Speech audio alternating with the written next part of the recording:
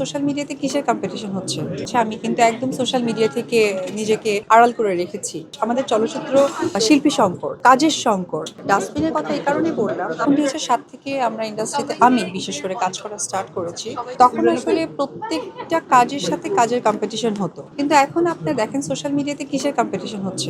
আপনারাই সেটা খেয়াল করে দেখবেন। কারণ এইসবের কারণেই না আমি লাস্ট অনেক মাস হয়ে যাচ্ছে, প্রায় 7-8 মাস হয়ে যাচ্ছে। আমি কিন্তু একদম সোশ্যাল মিডিয়া থেকে নিজেকে আড়াল করে রেখেছি। মানে দেখতে চাই না। কেন দেখতে চাই না? কারণ আমার কাছে এখন সোশ্যাল মিডিয়াতে যে ধরনের কন্ট্রোভার্সিয়াল গুলো বিশেষ করে আমাকে নিয়ে হয় বা যে কথাগুলো আসে, বিষয়গুলোকে নিয়ে খুব বাজেভাবে উপস্থাপন করে। এমনিতেই আমাদের চলচ্চিত্র শিল্পী সংকট, কাজের সংকট, এত কিছু। তার মধ্যে একটা শিল্পী এত বছর কাজ করছে। আজকে যেমন আমরা ভাসাবিতে আছি 21 বছর। আমরা ডেফিনিটলি বলব যে এতগুলো বছর যখন একটা ব্র্যান্ড নিজেকে সুন্দরভাবে এগিয়ে নিয়ে গিয়েছে, নিশ্চয়ই তাদের মধ্যে সেই রকম অভিজ্ঞতা আছে এবং একটি শিল্পী এত বছর ধরে কাজ করছে, সকলের কাছে একটা পরিচিতি অর্জন করেছে। কিন্তু কিছু কিছু বিষয়গুলোকে যেভাবে প্রেজেন্ট করে, হয় কি যে সকল দর্শক তো আমাদের সিনেমার দর্শক সৃষ্টি হয়, ব্যক্তি বিষয়গুলোকে নেগেটিভ ভাবে যখন নিয়ে আসে, তখন হয় কি যে আমাদের চলচ্চিত্রের জায়গাটা কিন্তু নড়বড়ে হয়ে যায়।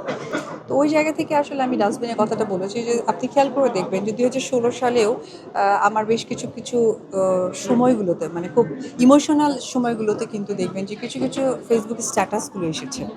হ্যাঁ, তো এই বিষয়গুলো তো আসলে চলচ্চিত্রের পার্ট না। তো এই পার্টগুলোকে আসলে যেভাবে সামনে আনা হয়, সবকিছু মিলেই